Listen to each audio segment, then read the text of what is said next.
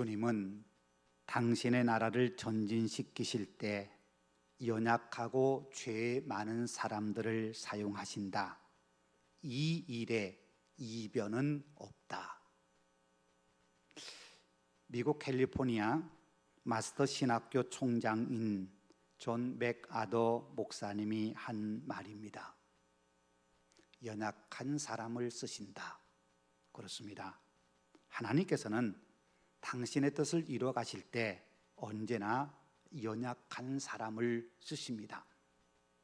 강한 자도 약하게 하시고 높은 자를 낮추신 후에 그를 당신의 뜻을 이룰 일꾼으로 사용하십니다. 출애굽 역사를 이뤄낸 이스라엘 민족의 위대한 지도자 모세를 생각해 보십시다.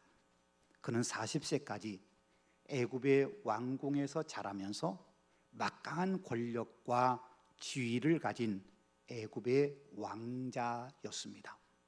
그런데 하나님께서는 그런 모세를 사용하지 않으셨습니다. 그 후 40년 동안 미디안 광야에서 철저히 낮아지고 실패하고 아무것도 아닌 존재로 살아가게 하신 후 80세가 되었을 때 모세를 부르셨습니다. 그때 모세는 자신에게는 아무런 능력도 없기에 하나님의 부르심에 거듭거듭 거절합니다. 나 같은 놈이 어찌 그런 일을 감당할 수 있겠느냐고 말입니다. 만약 40세 때 하나님이 그 모세를 부르셨다면 모세는 주저하지 않고 하나님의 부르심에 응답하여 제가 하겠습니다 라고 대답했을 겁니다. 그런데요, 하나님께서는 그런 자신만만한 모세가 아니라 아무것도 할 수 없다고 말한 80세의 모세를 부르시고 그를 통해서 출애굽의 역사를 완성하셨습니다. 여러분, 왜 하나님께서 왕자로서 참 많은 것을 가지고 있는 모세가 아니라 가진 것이라곤 지팡이 하나뿐인 그런 모세를 이스라엘의 위대한 지도자로 사용하신 걸까요? 애굽이라고 하는 거대한 제국과 상대해야 하는 사람으로는 너무나도 늙고 초라하고 연약한 그런 모세를 왜 굳이 불러 사용하신 걸까요?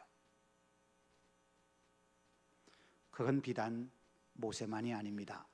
오늘 본문에서도 초라하고 보잘것없는 연약한 사람들을 하나님의 거대한 꿈을 이뤄갈 하나님의 일꾼으로 사용하고 계심을 보여주고 있습니다.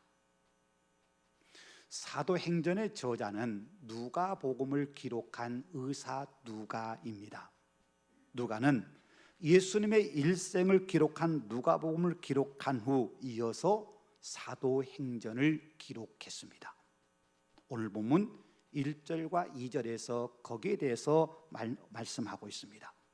데오빌러여, 내가 먼저 쓴 글에는 무릇 예수께서 행하시며 가르치시기를 시작하신부터 그가 택하신 사도들에게 성령으로 명하시고 승천하신 날까지의 일을 기록하였노라. 먼저 쓴 글, 누가복음을 말하는 거예요. 그 먼저 쓴 글인 누가복음에서는 예수님의 일생을 부활하시고 승천하시기까지의 모든 일을 기록해 놓았다고 말씀하고 있습니다. 누가는요, 데오빌러 각하가 그 예수님에 대해서 자세히 알고 예수 믿는 사람이 되었으면 좋겠다 하는 간절한 마음으로 누가복음서를 쓴 겁니다. 그렇다면 우리가 한 가지 더 생각해 볼 게 있습니다. 왜 누가는 누가복음에 이어서 사도행전도 기록했을까 하는 겁니다. 데오빌로를 전도하는 목적이었다고 한다면, 그래서 누가복음을 기록했다고 한다면 그 목적은 이루어졌습니다. 오늘 본문 1절에 데오빌로를 부를 때 데오빌로여 이렇게 부르잖아요. 예. 처음 책인 누가복음에서는 데오빌로를 부를 때 데오빌로 각하라고 부르면서 아주 깍듯하게 존칭을 사용하고 있습니다. 누가복음에서는 그렇게 데오빌로를 존칭을 써가며 불렀는데 오늘 본문 사도행전에서는 각하라고 하는 존칭이 생략되고 그냥 데오빌로 이름만 부르고 있습니다. 이건 데오빌로가 누가복음서를 읽고 예수를 믿어 믿음의 공동체 안에 들어온 사람이라는 걸 우리에게 암시해 주고 있습니다. 여러분 그렇잖아요. 어떤 사람이 처음 교회에 나왔을 때 우리는 그를 굉장히 존중하며 부릅니다. 예를 들어서 교장 선생님이 교회에 처음 나오면 우리는 그를 교장 선생님이라고 존경하며 불러주지요. 그런데 함께 신앙생활하면서 친해지고 교회 공동체의 일원이 되어서 스며들면 이제 함께 믿음의 삶을 살아가면 우리는 더 이상 그를 교장 선생님 이렇게 부르지 않아요. 그냥 형제님 이렇게 부르든지 아니면 집사 직분을 받았으면 집사님 이렇게 자연스럽게 부르게 되어 있습니다.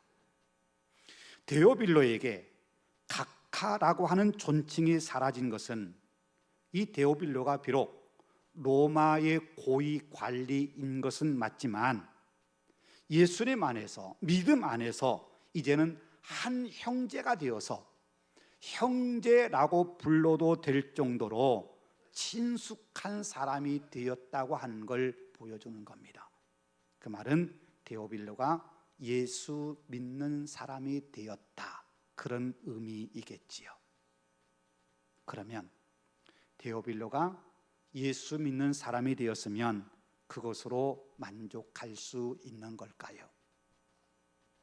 하나님께서 데오빌로에게 원하시는 바가 예수 믿는 거 이제 됐어 그렇게 생각하신 걸까요?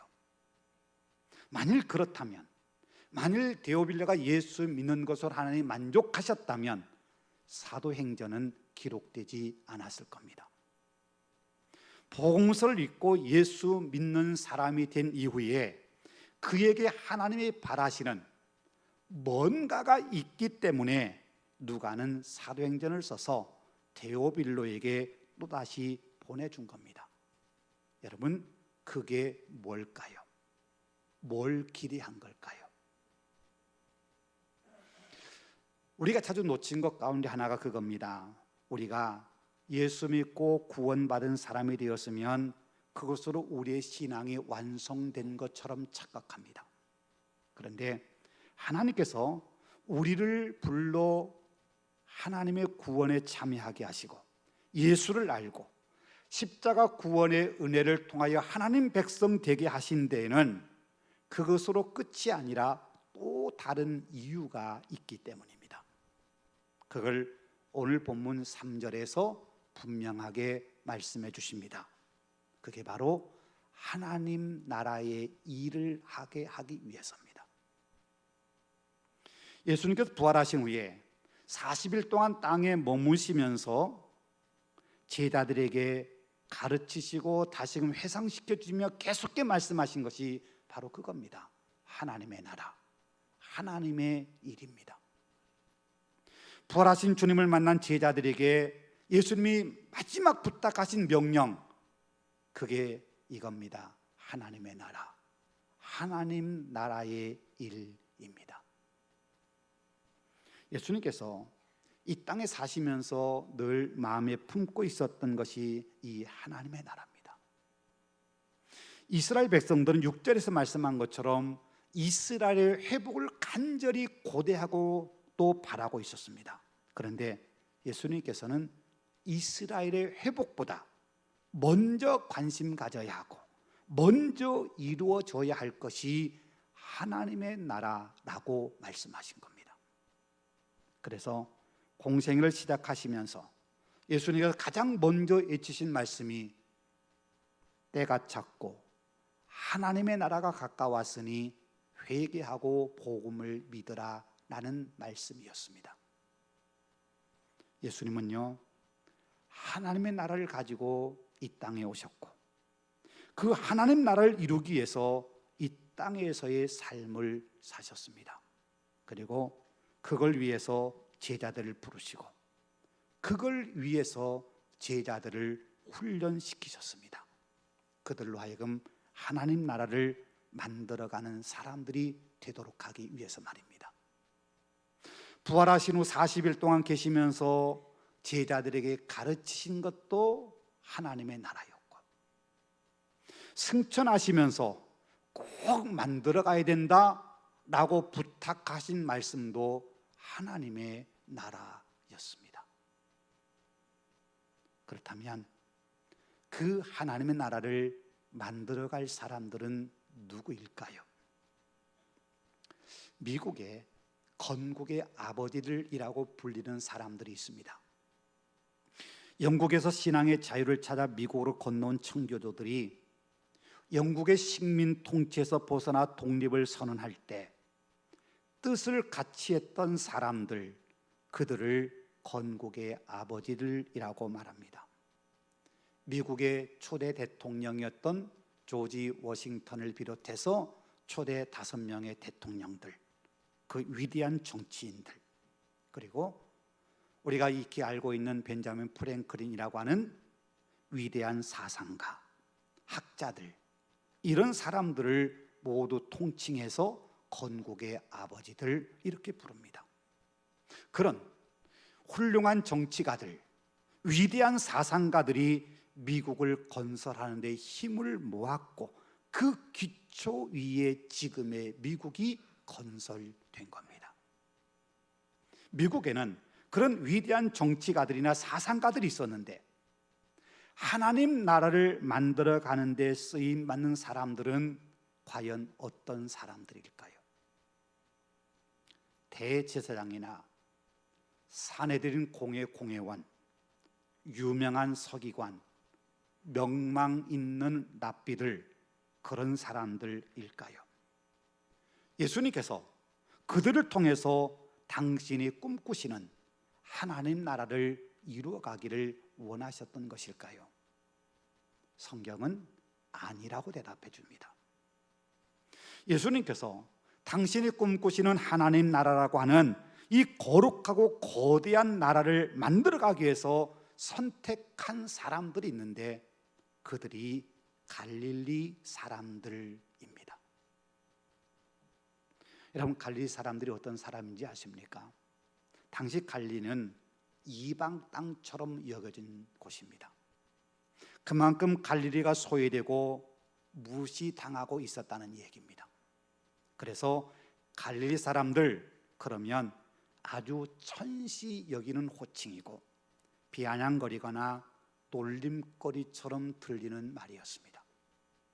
우리가 자주 쓰는 말로 이야기한다면 촌놈들, 그런 뜻이겠지요. 유대와 예루살렘에 비해서 낙후되기도 했고 문화적 혜택을 누리지도 못하고 경제적으로 어렵게 살던 사람들입니다. 그들 가운데 배운 사람 많지 않고 무식한 사람들이 대부분이었습니다. 종교와 문화의 중심지인 유대 예루살렘의 입장에서 보면 갈릴리는 소외되고 쓸모없는 지역이고 그 갈릴리 사람들은 못 배운 사람들, 가진 것 없고 종교적으로 부정한 사람들이라고 취급되던 사람들입니다. 그래서 그들은 누구보다도 자기들이 멸시당하고 억압당하는 이 마음을 풀어내기 위해서 새로운 세상이 왔으면 좋겠다 하는 걸 간절히 기다리고 있던 사람들입니다. 그게 이스라엘의 회복입니다. 갈릴리 사람들은 누구보다도 이스라엘의 회복을 간절히 기다리고 있었던 겁니다. 그런데 예수님께서는 그들을 통해 이스라엘의 회복이 아니라 더 큰 일을 하기를 원하셨습니다. 가장 낮은 사람들, 내세울 것이 하나 없는 사람들, 다른 이들에게 무시당하고 멸시당하는 그 사람들, 그 갈릴리 사람들을 통해서 예수님께서는 당신이 꿈꾸시는 하나님의 나라를 만들어 가기를 원하셨습니다. 여러분, 만약 그 일에 능력 있는 사람이 필요했다면 하나님, 주님은 갈릴리 사람들을 선택하지 않으셨을 겁니다. 그러나 예수님께서는 갈릴리 사람들을 당신의 제자로 부르시고 그 일을 하라고 맡겨주십니다. 그 일을 이루어가기를 원하시는 사람 바로 그들이라고 말씀하십니다. 오늘 본문에 성령이 너에게 임하시면 너희가 권능을 받고 예루살렘과 온 유다와 사마리아 땅끝까지 이르러 내 증인이 되리라고 하는 이 준엄한 명령을 들은 사람도 바로 그 갈릴리 사람들이었습니다. 분명한 것은 그들에게는요, 그렇게 큰 일을 이룰 능력이나 자격이 없는 사람들입니다. 오늘 본문은 그런 위대한 명령을 받은 갈릴리 사람들의 상태를 잘 보여줍니다. 11절입니다. 승천하신 예수님을 어리둥절하게 쳐다보고 있는 갈릴리 사람들을 향해서 두 천사가 이렇게 말합니다. 갈릴리 사람들아, 어찌하여 서서 하늘을 쳐다보느냐. 여러분, 당시 상황을 우리가 한번 상상해 보십시다. 주님께서 부활하신 후 이 갈릴리 사람들, 제자들은 예수님께 일말의 희망을 걸어두었습니다. 이런 부활의 능력을 가진 분이라면 우리가 기대하고 꿈꾸는 이스라엘의 회복을 이루어 주실 수 있을 거라고. 그래서 마지막 그들이 던졌던 질문도 주님, 이스라엘을 회복하심이 이때이니까? 라고 물었습니다. 그만큼 간절하게 예수님께 희망을 걸고 있었습니다. 그런데요, 그 주님이 하늘로 가버리셨습니다. 얼마나 황당한 일입니까? 모든 희망이 사라졌습니다. 이스라엘 회복을 꿈꿨는데 다 사라졌습니다. 얼떨떨합니다. 한 번도 경험해보지 못한 이런 일들을 지금 자신 앞에서 벌어지고 있습니다. 주님께서 하늘로 올라가신 지금 이 순간, 이제 우리는 뭐 해야 되지? 어떻게 해야 되지? 아무것도 알지 못한 채 그들은 그저 멍하니 하늘을 쳐다보고 있을 뿐입니다. 그런 그들에게 천사들이 하늘만 쳐다보고 있지 말라고 말씀합니다. 이 땅에서 그들이 해야 할 일이 있기 때문입니다. 그게 뭘까요? 증인의 삶을 사는 겁니다. 예수의 증인으로 사는 겁니다. 그들은 비록 초라한 사람들입니다. 다른 이들에게 멸시를 당하기도 하고 내세울 만한 것이 하나도 없는 사람들입니다. 그런데 주님께서는 그런 사람들을 통해서 하나님 나라가 이루어질 것이라고, 그들이 하나님 나라를 이루어갈 사람들이라고 복음의 증인으로 살라고 말씀하십니다. 땅끝까지 이르러 말입니다. 그러면 그렇게 배운 것도 없고 가진 것도 없는 갈릴리 사람들이 사회에 어떤 영향력을 끼칠 수도 없는 멸시받고 조롱당하던 갈릴리 사람들이 어떻게 하나님 나라라고 하는 거대한 꿈을 이뤄갈 수 있겠습니까? 그들이 어떻게 복음의 증인으로 살아갈 수 있겠습니까? 그들에게 그런 능력이나 용기, 담대함이 없는데 말입니다. 갈릴리 사람들에게는 분명 그런 능력, 그런 용기, 그런 담대함 없습니다. 예수님께 붙잡히실 때 도망치던 제자들처럼 그들도 연약하고 두려움으로 가득 찼습니다. 그런 사람들을 통해서 하나님 나라가 이루어질 수 없습니다. 복음의 증인, 예수님의 십자가의 죽으심과 부활의 능력을 증언할 그런 용기가 그들에게는 없습니다. 그런데도 하나님께서는 그 갈릴리 사람들에게 그 일을 하라고 말씀하십니다. 그들이 어떻게 그 일을 감당할 수 있을까요? 그들은 그럴 만한 힘이 없는데 말입니다. 그럴 만한 사람들이 아닌데 말입니다. 그런데 방법은 있습니다. 그들에게 하나님이 약속하신 성령이 오시면 됩니다. 오늘 보면 8절에 말씀하지요. 오직 성령이 너희에게 임하시면 너희가 권능을 받고 예루살렘과 온 유다와 사마리아와 땅 끝까지 이르러 내 증인이 되리라. 예수님 마지막 말씀입니다. 분명 그들에게는 능력이 없습니다. 그들에게는 지혜나 영향력이 없습니다. 그럴지라도 그들에게 성령이 오시면 그들은 권능을 받습니다. 그리고 그 권능으로 땅 끝까지 이르러 복음의 증인이 되고 하나님 나라를 만들어 갈 수 있게 됩니다. 갈릴리 사람들 자기들 힘으로 하는 거 아닙니다. 자기들이 지금까지 배운 것으로 하라는 것 아닙니다. 성령이 오시면 그들에게 능력을 주실 겁니다. 성령께서 권능을 주시면 그 일을 충분히 감당할 수 있는 사람들이 되는 겁니다. 성령이 임하심으로 받을 권능은요, 우리가 흔히 생각하는 그런 능력을 말하는 게 아닙니다. 복음을 전하는 능력입니다. 비록 자신들은 초라하고 가진 것 없지만 담대하게 증언할 수 있는 용기입니다. 자신들은 말을 잘하는 사람이 아닐지라도 성령이 주신 힘으로 사람들을 구원으로 인도하는 증언자가 되는 능력입니다. 때론 복음을 전하다가 박해를 받고 시련을 겪고 온갖 반대에 부딪힌다 하더라도 거기에 굴하지 않고 담대하게 복음을 전할 수 있는 복음 전도자가 되는 능력입니다. 그게 성령이 오시면 갖게 되는 권능입니다. 여러분, 그래요. 갈릴리 사람들은 하나님의 나라를 이루가는데 결코 적합한 사람들이 아닙니다. 그들이 증언하는 말에 사람들이 별로 귀담아 듣지 않을 수도 있습니다.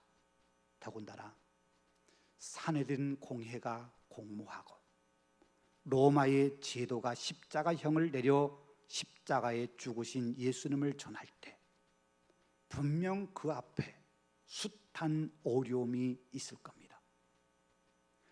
갈릴리 사람들이 그런 고난과 어려움을 이겨내고 복음을 증언하여 하나님의 나라를 만들어 가기에는 그들은 너무나도 역부족입니다. 그런데 성령이 임하시면 다릅니다. 하나님의 영이신 성령께서 그들의 마음에 임하시면, 그리고 그들의 마음을 다스리시면 그들에게 권능이 생깁니다. 용기가 생깁니다. 그들이 무엇을 말해야 할지 몰라 어리둥절한 상황에서 성령께서 그들에게 무엇을 말해야 할지를 가르쳐 주실 겁니다. 어려움의 직면에 주저하게 될 때 그것에 맞설 수 있는 담대함도 주실 겁니다. 사도 바울처럼 담대하게 거침없이 하나님 나라를 전파하며 주 예수 그리스도에 관한 모든 것을 가르치고 증언할 수 있는 능력을 그들도 갖게 될 겁니다. 그러면 왜 그 일에 이렇게 힘없는 갈릴리 사람들을 사용하신 걸까요? 좀 더 배우고 좀 더 힘 있는 사람들을 사용하신다면 더 효과적으로 복음을 증언할 수 있을 텐데 말입니다. 그것은요, 자신의 지혜나 자신의 능력을 의지하는 사람에게는 하나님의 역사가 나타나지 않기 때문입니다. 자신의 힘으로 했다고 생각하는 그곳에는 하나님의 은혜가 임하지 않습니다. 그래서 성경은 이렇게 증언합니다. 그러나 하나님께서 세상에 미련한 것들을 택하사 지혜 있는 자들을 부끄럽게 하려 하시고 세상에 약한 것들을 택하사 강한 것들을 부끄럽게 하려 하시며 하나님께서 세상의 천한 것들과 멸시받는 것들과 없는 것들을 택하사 있는 것들을 폐하려 하시나니 이는 아무 육체라도 하나님 앞에 자랑하지 못하게 하려 하심이라. 하나님 앞에 자랑하지 못하게 하려 하심이라. 그렇습니다. 하나님은 미련한 자를 택하시어 사용하셔서 지혜 있는 자를 부끄럽게 하십니다. 약한 자를 들어 쓰셔서 강한 자들을 부끄럽게 하십니다. 천하고 멸시받고 없는 자들을 택하셔서 가진 자들과 떵떵거리는 자들을 아무것도 아니게 만드십니다. 그게 하나님이 일하시는 방법입니다. 그래야만 사람들이 내가 했어, 내가 한 거야 라고 하는 교만과 자기 자랑에 빠지지 않고 자기를 통해서 일하시는 하나님을 의지하고 그 하나님의 영광을 드러낼 수 있기 때문입니다. 여러분, 우리도 내세울 만한 것이 없는 연약한 사람들입니다. 남들보다 많이 배운 것도 아니고 남들보다 더 많은 힘을 가진 것도 아닙니다. 그런데 하나님께서는 그런 우리를 통해서 오늘 또 하나님 나라를 이루어가기를 원하십니다. 우리 힘이나 우리의 능력이나 우리가 가진 무언가를 통해서가 아니라 오직 우리에게 임하신 성령을 통해서 말입니다. 나는 배운 것 없다고 하나님 나라 일꾼으로 쓰임받지 못한 것 아닙니다. 내가 초라하고 볼품 없는 사람이라고 하나님이 나를 무시하시지 않습니다. 성령이 임하시면 갈릴리 사람들을 통해서 하나님 나라를 만들어 가신 것처럼 우리에게도 성령이 임하시면 우리가 성령의 능력을 의지하면 우리도 하나님의 일꾼으로 담대하게 복음의 증인되어 살아갈 수 있습니다. 우리가요, 말 잘 못하는 사람이어도 괜찮습니다.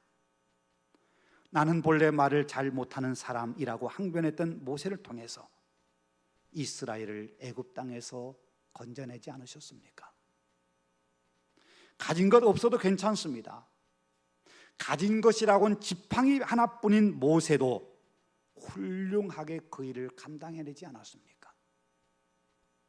내세울 만한 것 없고 자랑할 것 없어도 괜찮습니다. 모세도 실패자였고 패배자였습니다. 그러나 그를 통해서 하나님께서는 훌륭하게 당신의 뜻하신 일을 이루셨습니다. 여러분, 하나님께서는 연약한 갈릴리 사람들을 사용하셨습니다. 우리도 갈릴리 사람들입니다. 가진 것 없고 내세울 만한 것 없는 갈릴리 사람들, 배운 것 별로 없고 능력도 없는 갈릴리 사람들, 우리가 바로 그 갈릴리 사람들입니다. 그런데 사도행전을 통해서 우리에게 분명하게 확실하게 가르쳐 준 것은 가진 것 없고 내세울 것 없는 그들을 통해서 하나님께서는 복음의 증인되어 땅끝까지 복음이 이루어지게 하셨다는 겁니다. 오늘 우리 시대는 갈릴리 사람과 다름이 없는 우리를 통해서 그 일을 계속해 가기를 원하십니다. 여러분, 처음 질문으로 돌아가 보겠습니다. 왜 누가는 데오빌로에게 누가 복음서를 써준 것으로 만족하지 않고 굳이 사도행전을 써준 것일까요? 누가복음서를 통해서 예수 믿고 구원받았다면 그것으로 족할 수 있는데 왜 굳이 사도행전까지 써준 것일까요? 우리가 예수 믿어 구원받는 것, 그것으로 끝나서는 안 되기 때문입니다. 구원받은 백성이라면 마땅히 하나님 나라를 만들어갈 하나님 나라의 일꾼이 되어야 하기 때문입니다. 구원받은 우리가 세상적으로 보면 가진 것도 없고 힘도 없는 연약한 존재이지만 성령이 우리에게 임하시면 우리가 권능을 받고 하나님 나라를 만들어갈 일꾼이 될 수 있습니다. 아니요, 구원받은 우리는 하나님 나라의 일꾼으로 살아가야 합니다. 그게 믿음의 사람들에게 주어진 사명입니다. 데오빌로도 마찬가지입니다. 예수 믿는 것으로 끝나서는 안 됩니다.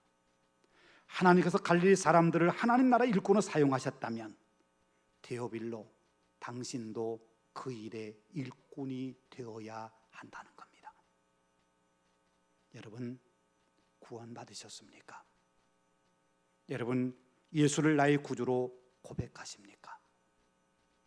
혹 아직 망설이신 분이 계시다면 복음서를 통해서 구원의 확신을 가지시기 바랍니다.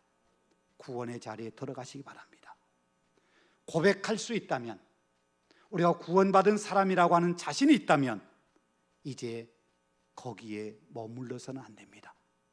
이제 우리는 하나님의 나라를 만들어 가야 합니다.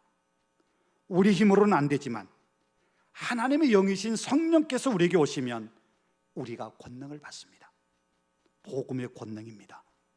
담대함의 권능, 시련과 고난과 박해를 견뎌내며 하나님의 일꾼으로 살아갈 수 있는 권능이 우리에게 주어집니다.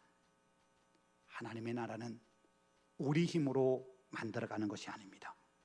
하나님이 영이 임하셔야만 가능합니다. 그리고 하나님께서는 오늘 우리를 통해서 그 일을 이루어 가기를 원하십니다. 구원받은 우리, 그러나 갈릴리 사람 같은 우리를 통해서 말입니다.